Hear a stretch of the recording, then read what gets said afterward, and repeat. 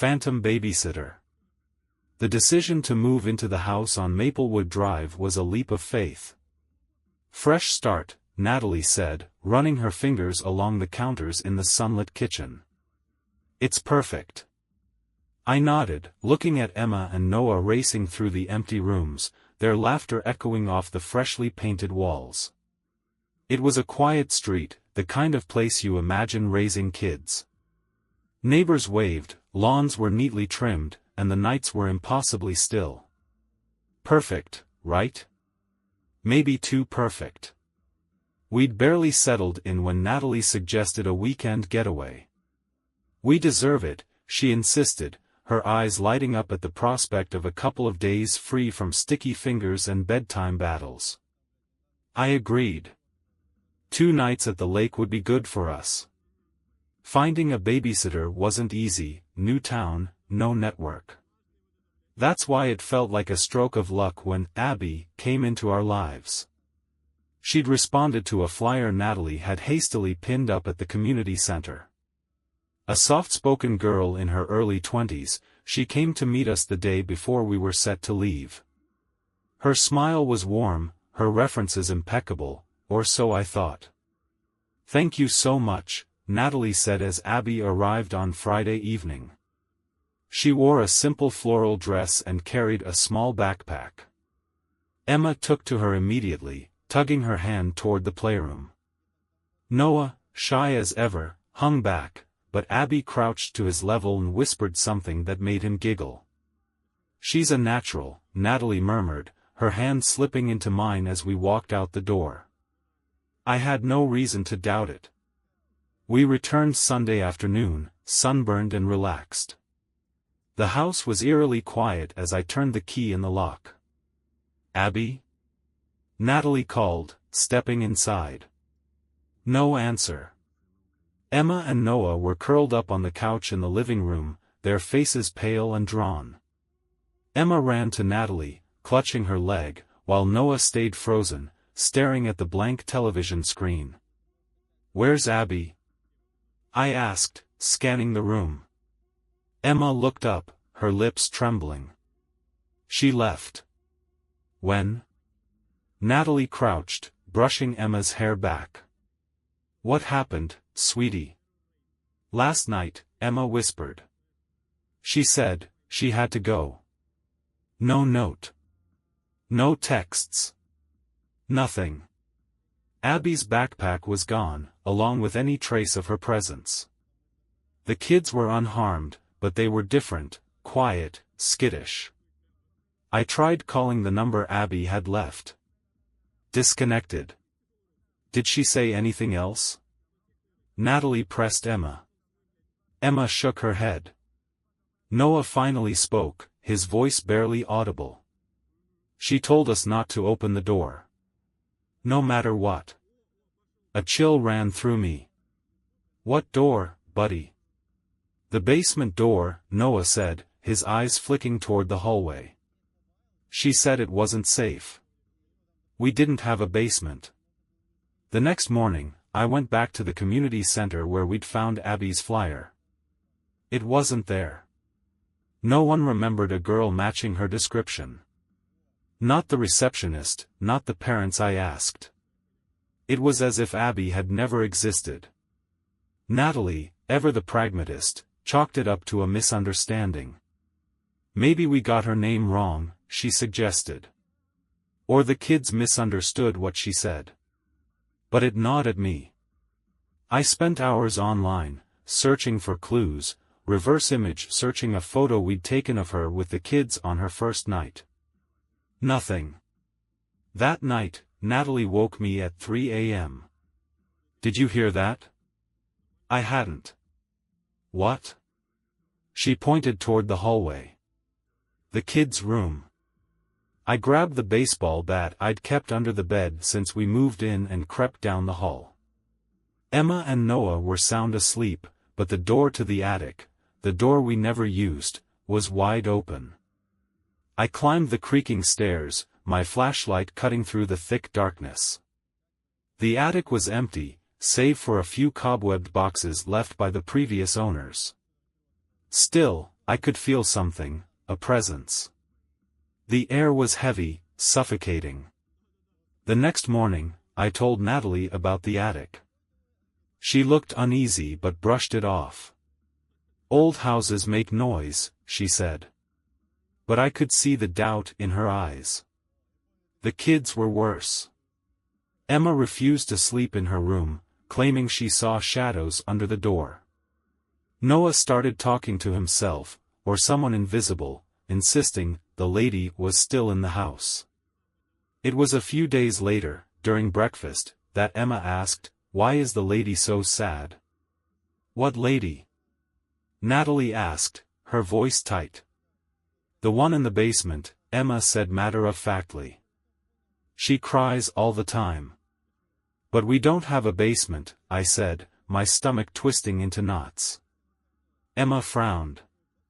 "Yes, we do. Abby showed it to us." The mention of the basement sent a chill through me. We had explored every inch of the house before buying it, there was no basement. But Emma was adamant, and even Noah nodded solemnly when I pressed him for details. "She said we shouldn't go down there," Emma repeated. "She said it was dangerous." I tried to dismiss it as a misunderstanding, maybe an overactive imagination. But Natalie wasn't convinced. "Maybe there's something we missed," she said that evening as we stood in the hallway, staring at the floor where Emma insisted the basement door had been. "Like what? A secret passageway?" I laughed nervously, but it rang hollow. Natalie crouched and began running her hands along the floorboards. "These houses are old," she said. "Sometimes they have." Her fingers froze, pressing against a faint seam in the wood. "Here." My breath caught as she pressed down, and the seam gave way with a creak. A small, square panel lifted to reveal a narrow set of stairs descending into darkness. We stared at each other, the open hatch gaping like a wound. "I'll go first," I said, grabbing the flashlight from the kitchen. The stairs were steep and rickety, the air damp and cold. As I descended, the beam of the flashlight swept over rough stone walls and a dirt floor. The basement wasn't large, but it was cluttered with objects, old furniture, broken tools, and what looked like children's toys, covered in a thick layer of dust. At the far end of the room, something glinted. I approached, my pulse pounding.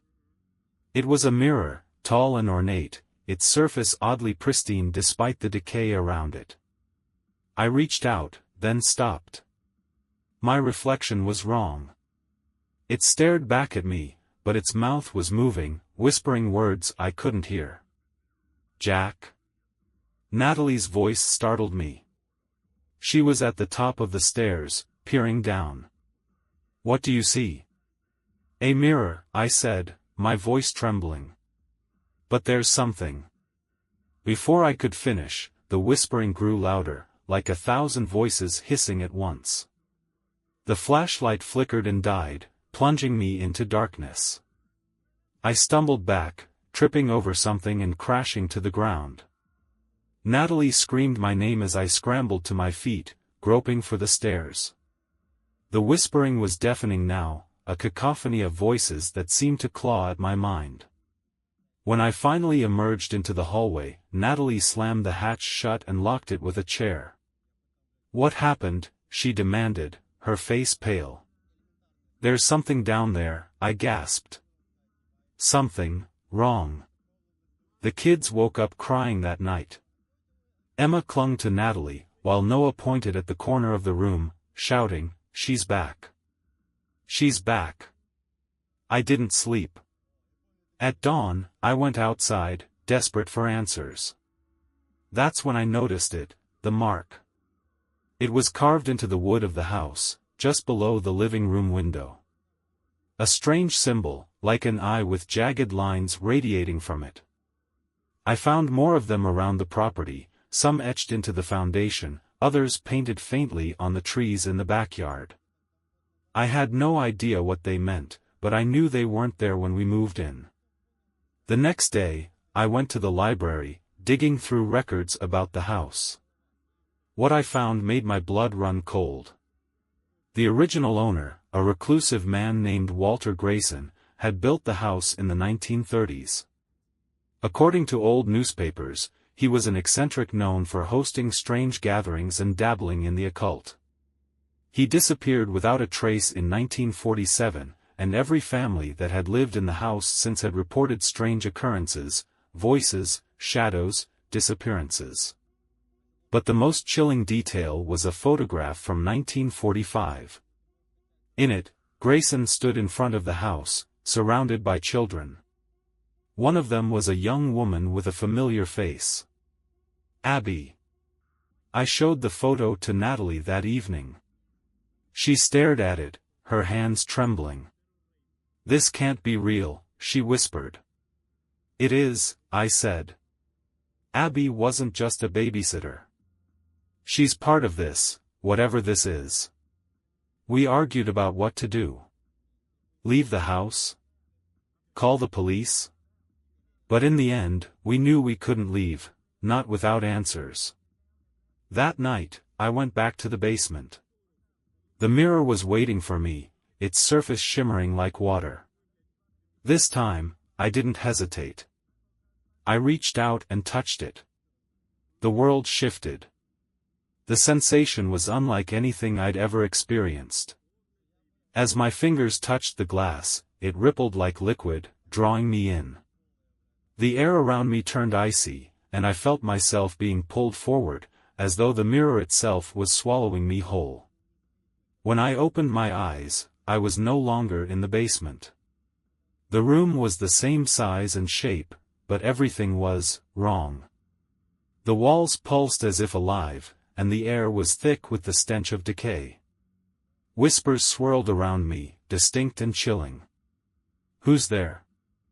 I called, my voice echoing unnaturally. At first, there was no reply. Then a figure stepped out of the shadows, a woman with sunken eyes and a twisted smile. It was Abby, but not the Abby I'd met. Her face was pale and gaunt, her dress tattered and smeared with something dark. "You shouldn't have come here," she said, her voice both hers and not. "It's too late now." "What is this place?" I demanded, backing away. "The house," she said simply. "The house isn't just a house. It's alive. It feeds. And you're part of it now." Before I could respond, the whispers grew louder, drowning out her voice. The walls began to close in, and I felt myself being dragged backward, back toward the mirror. Abby's face twisted in anguish as she reached out to me. "Don't trust it," she screamed. "It lies." I woke up on the basement floor, gasping for air. The mirror was gone, replaced by the blank stone wall. My flashlight lay beside me, flickering weakly. I scrambled up the stairs, slamming the hatch shut behind me. Natalie was waiting, her face etched with worry. "What happened?" she asked, grabbing my arm. "I saw her," I said, my voice shaking. "Abby. She's trapped, somewhere. And the house, it's not what we think it is." Natalie didn't question me. Instead, she hugged me tightly. "We need to leave," she whispered. "Now." But the house wouldn't let us. That night, we packed everything we could into suitcases, ready to leave at first light. But when I tried to open the front door, it wouldn't budge. The locks wouldn't turn, the hinges wouldn't move, as if the door had become part of the wall. "Try the back door," Natalie said, her voice trembling. It was the same. Every exit was sealed, every window unbreakable. The house had trapped us. The kids sensed it too. Emma clung to Natalie, while Noah sat in the corner, staring at nothing. "She's coming," he whispered. "Who's coming, buddy?" I asked, kneeling beside him. "The lady," he said, his voice hollow. "She's mad at us. desperation drove me back to the library. This time, I searched for anything about Walter Grayson and the house on Maplewood Drive. What I found was worse than I could have imagined. Grayson had been a cult leader, using the house as a nexus for rituals meant to bridge our world with another, a darker one. His followers believed the house was a doorway, a living entity that could grant them power in exchange for sacrifices. The records ended with Grayson's disappearance in 1947, but the pattern was clear. Every family that had lived there since had vanished under mysterious circumstances. And now it was our turn. I returned home with the grim realization that we couldn't just leave. The house wouldn't let us. The only way out was through. Natalie was skeptical when I told her about the house's history, but she couldn't deny what was happening. Together, we decided to confront it. Using the symbols I'd found etched into the house and the books I'd borrowed from the library, I pieced together a ritual meant to sever the connection between the house and whatever dark force it was tied to. It involved fire, salt, and blood, my blood. That night, we gathered in the living room. I drew the symbols on the floor with chalk and poured a circle of salt around us. Natalie held the kids close, shielding their eyes as I pricked my finger and let a single drop of blood fall onto the center of the sigil. At first, nothing happened. Then the house roared. The walls shook, and the lights flickered. The air grew heavy, pressing down on us like a physical weight. Shadows slithered along the walls, taking shape, faces, limbs, impossible forms. "It's angry," Natalie said, her voice barely audible over the din. The whispers returned, louder and more insistent. They weren't just random sounds anymore, they were words, commands. "Stop," they hissed. "Leave this place." But I didn't stop. I chanted the words I'd memorized, pouring every ounce of my will into the ritual. The shadows recoiled, but the house fought harder. A gust of wind blew through the room, scattering the salt. The circle was broken. The shadows surged toward us, and for a moment, I thought it was over. But then Emma stepped forward, her small voice cutting through the chaos. "Leave my family alone," she screamed. The shadows hesitated, as if startled. Then they began to dissolve, retreating into the walls. The house let out one final, deafening roar before falling silent. When it was over, the house was still. The oppressive air lifted, and for the first time in weeks, I felt like we could breathe. The front door creaked open on its own, revealing the pale light of dawn. We didn't wait. Grabbing only what we could carry, we fled. As we drove away, I looked back at the house. It stood there, silent and still, its windows dark and empty. But as we turned the corner, I could have sworn I saw a figure standing in the attic window, a woman in a tattered dress, watching us leave. We moved across the country, far from Maplewood Drive. The kids slowly began to recover, though Emma still wakes up screaming some nights, and Noah refuses to talk about what he saw. As for me, I've buried myself in research, trying to understand what happened. I've found other stories, other houses like ours. It seems Walter Grayson's cult wasn't unique. But there's one detail that haunts me the most. Every so often, I dream of the mirror. And in those dreams, Abby is still there, her face pressed against the glass, whispering words I can't quite hear. One night, I woke up to find those same words carved into the wall above our bed, "It lies." Months passed before life began to feel normal again. We rented a small house in a quiet town, far removed from Maplewood Drive and its horrors.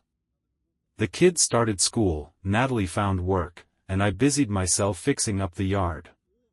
But the shadows of that house lingered in ways I couldn't shake. Emma refused to sleep alone, insisting that something followed her from the old house. Natalie tried to comfort her, but I saw the doubt creeping into her eyes. As much as we wanted to believe we had escaped, I couldn't ignore the signs. At night, I heard whispers, not loud, but enough to keep me awake. Shadows danced at the edge of my vision, always slipping away when I turned.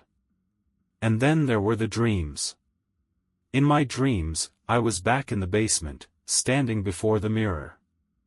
Abby's face pressed against the glass, her lips moving silently. This time, I could hear faint fragments of her words, not over, doorway, another. Every night, the dream grew clearer, and every morning, I woke with the sense that something had been left unsaid. I started keeping a notebook by the bed, scrawling down anything I could remember. The entries didn't make sense, random words and phrases, cryptic and fragmented. But one word appeared again and again, doorway. One evening, I caught Noah talking to someone in his room.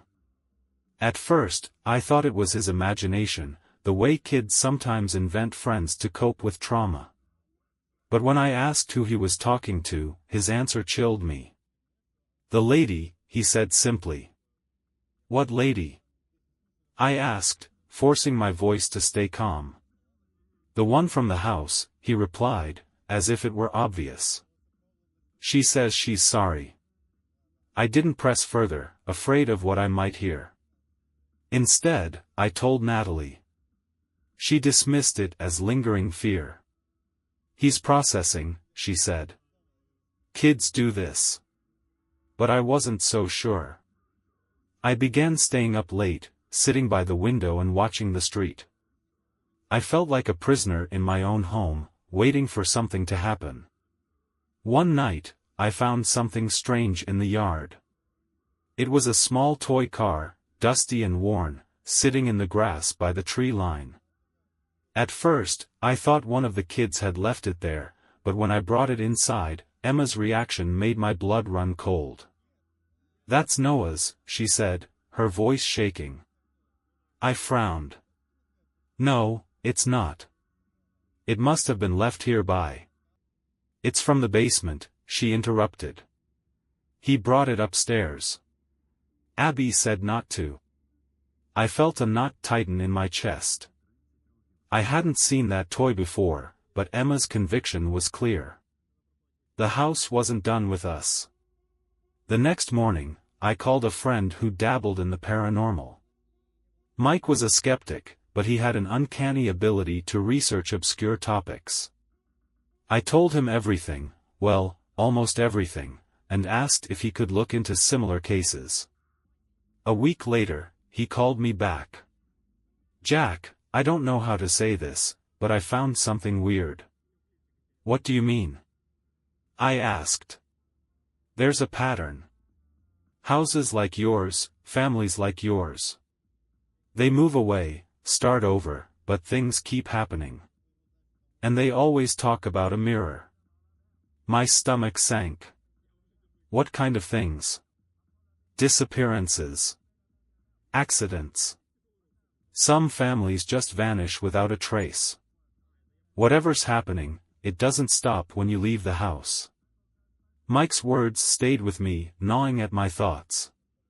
That night, I dreamed of Abby again.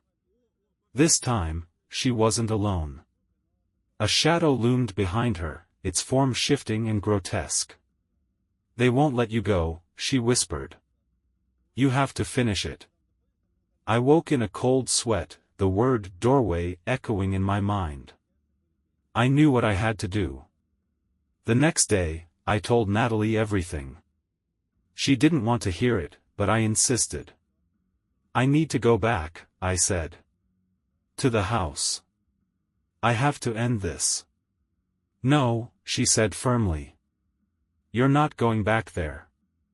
But I couldn't ignore the pull. That night, I packed a bag, leaving a note on the kitchen table. I didn't know what I was walking into, but I knew I couldn't let it follow us any longer. The house on Maplewood Drive was just as I remembered it, looming in the moonlight like a predator waiting to strike. The front door was unlocked, creaking open with an almost welcoming sigh. Inside, the air was thick with decay, and the whispers started immediately, louder than ever. I made my way to the basement, flashlight in hand, and found the hatch exactly where we'd left it. The mirror was back, gleaming in the dim light. Abby's reflection was there too, but this time, she wasn't alone. Shadows swirled around her, clawing at the glass. "You came back," she said, her voice tinged with both relief and fear. "I need to end this," I said. "How do I stop it?" She hesitated, glancing at the shadows. "The house is a doorway," she said. "You have to close it. But it won't let you." The shadows lunged at me, and I felt their cold touch on my skin. Abby screamed, her voice cutting through the chaos. "The mirror! Break the mirror!" I grabbed a nearby piece of wood and swung it at the mirror with all my strength. The glass shattered, the shards exploding outward in a blinding flash of light. The shadows recoiled, shrieking as they dissolved into the walls. The house groaned, the foundation trembling as if it were alive. I ran up the stairs, the walls cracking and splintering around me. By the time I reached the front yard, the house was collapsing in on itself, consumed by an invisible force. I stood there, breathless, as the house on Maplewood Drive crumbled into nothing. When I returned home, the air felt lighter. The whispers were gone, and the kids slept peacefully for the first time in months. Natalie hugged me tightly, tears streaming down her face. "You did it," she whispered. "It's over." I wanted to believe her, but a small part of me wondered if it was ever truly over. The notebook by my bed remained empty, the dreams gone. But sometimes, late at night, I still hear faint whispers in the wind, as if the house wasn't finished with me yet. For now, though, we're safe. And that's enough.